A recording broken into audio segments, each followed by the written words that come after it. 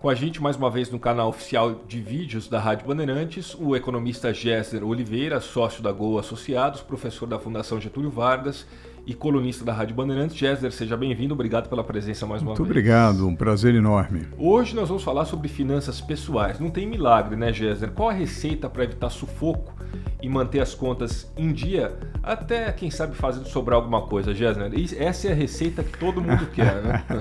De muitos milhões de dólares, né?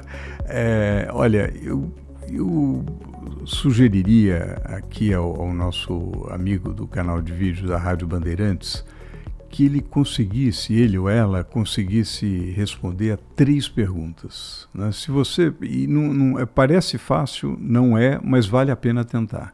Primeiro, quanto eu ganho? Né?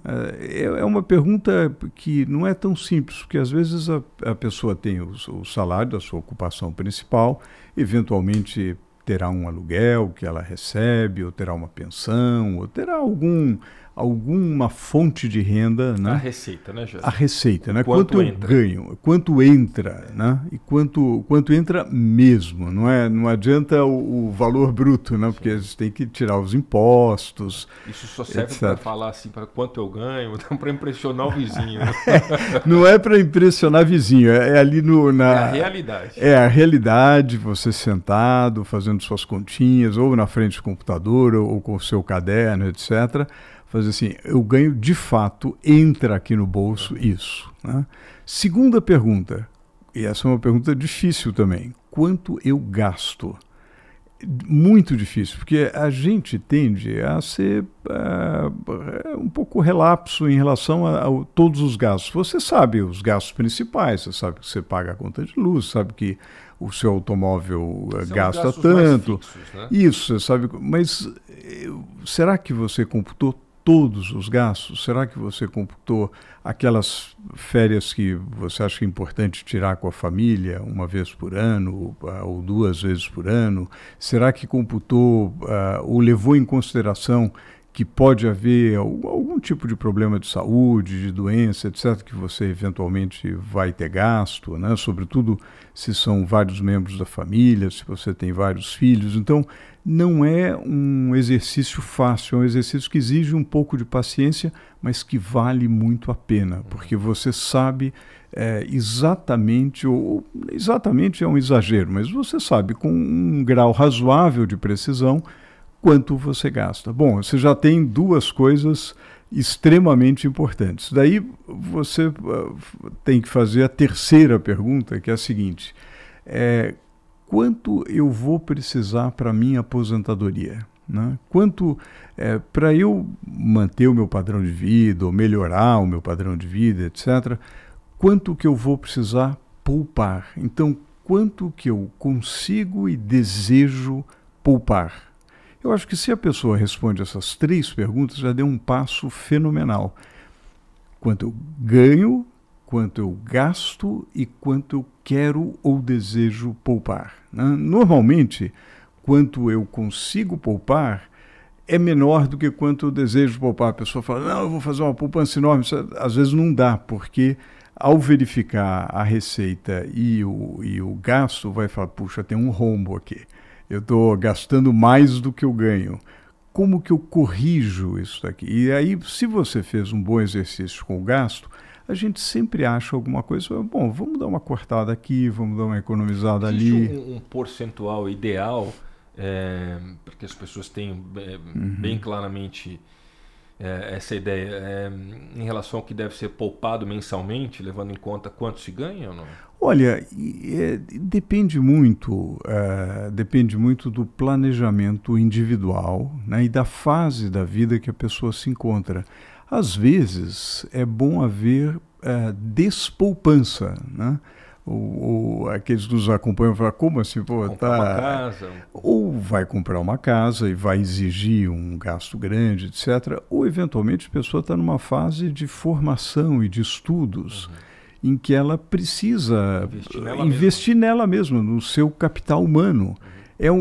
Às vezes, mesmo tendo boas aplicações no mercado financeiro, vale mais a pena ela pegar o dinheiro e se qualificar, porque isso vai lhe render receita muito maior no futuro. Então, ou dos seus filhos também, qualificar os seus filhos. Então, é um momento de despoupança. Talvez, e aí a gente entra numa palavra perigosíssima, talvez nesse momento seja necessário contrair dívida. Eu queria pegar esse gancho.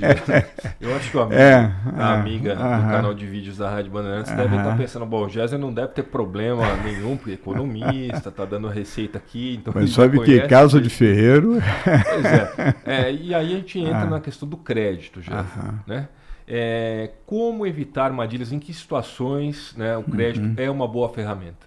Olha, o crédito é uma boa ferramenta quando o que você paga, porque você, na verdade, o empréstimo é um serviço. Então você paga esse serviço. Como é que você paga esse serviço? Com a taxa de juros. Então você remunera esse empréstimo, né?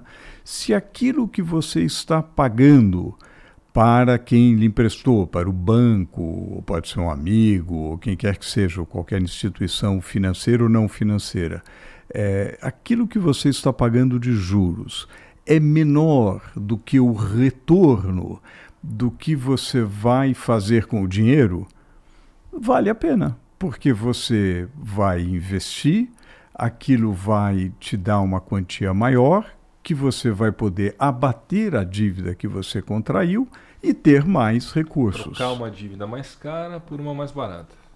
Ou então, você fazer, por exemplo, eu tenho a ideia de um bom empreendimento, eu vou fazer um restaurante que vai me dar muito dinheiro.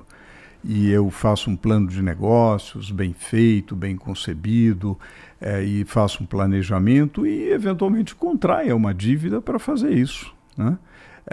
E eu consigo, com os recursos daquele investimento, pagar a minha dívida, né? Isso é um exemplo. Ou, por exemplo, eu faço uma dívida para fazer uma pós-graduação em finanças e isso vai me qualificar e eu, depois de ser um profissional qualificado, vou poder pagar aquela dívida. Bom, além de pagar as contas direitinho, né, a gente espera que sempre sobre alguma coisa para todo mundo e você falou em investimentos. Para quem não tem tanta familiaridade com esse assunto investimentos, como é que começa, Géser? Olha, também é preciso, assim como para poupar, você precisa ver, bom, que fase da vida você está, o que você quer fazer, etc. Para investimentos, precisa ver, bom, para que eu quero esse investimento? Eu quero esse investimento olhando para um prazo muito curto, ou é uma aplicação que faz parte desse meu esforço para aposentadoria, né? Então, se eu estou preocupado mais com o longo prazo, eu não estou tão preocupado com a chamada liquidez, que é algo que eu possa resgatar imediatamente. Então, eu posso olhar taxas de retorno mais elevadas, eu posso olhar, por exemplo, um título de tesouro de longo prazo, eu posso olhar uma ação sem estar preocupado aí com o sobe e desce da bolsa, subiu, desceu, eu posso olhar assim, bom, que setores da economia tendem a crescer nos próximos 30 anos? Eu vou ter uma carteira de ações ligadas a esses setores.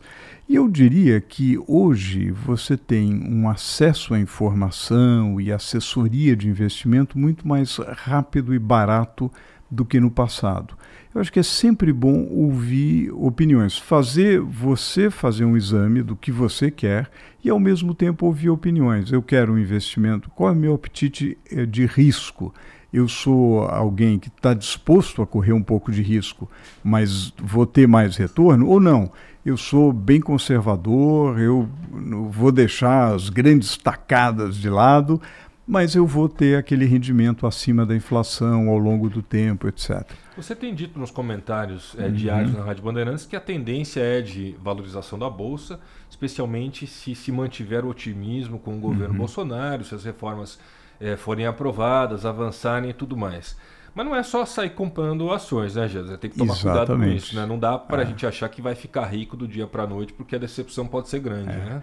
Há um risco grande. Eu acho que há um potencial, né? Assim como a gente sempre conversa, com uma janela de oportunidade para o governo Bolsonaro, para o país voltar a crescer, há uma janela de oportunidade para um retorno bom de uma bolsa de valores que está muito aquém daquilo que ela já esteve no passado. Então, eu acho que há um potencial de valorização grande, porém sujeito a chuvas e trovoadas, né?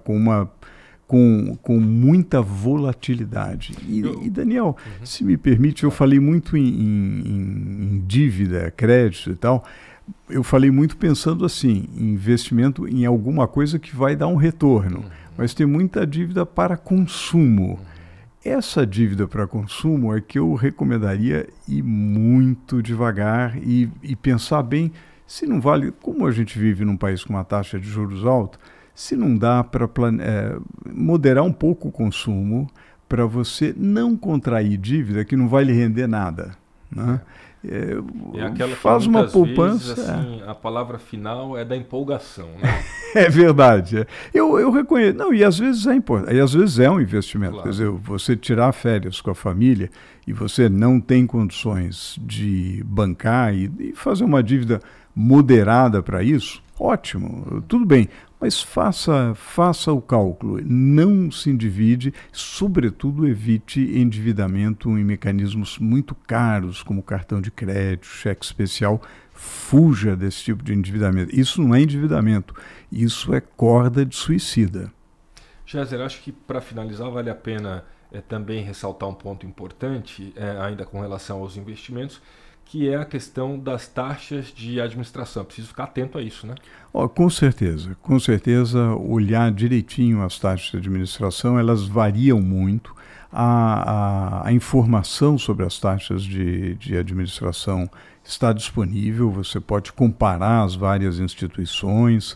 Então, acho que realmente vale a pena, porque às vezes você tem uma taxa de rentabilidade muito atraente, você olha lá o resultado, etc., mas se você leva em conta a taxa de administração daquele fundo específico, te comeu todo o ganho. Sem dúvida.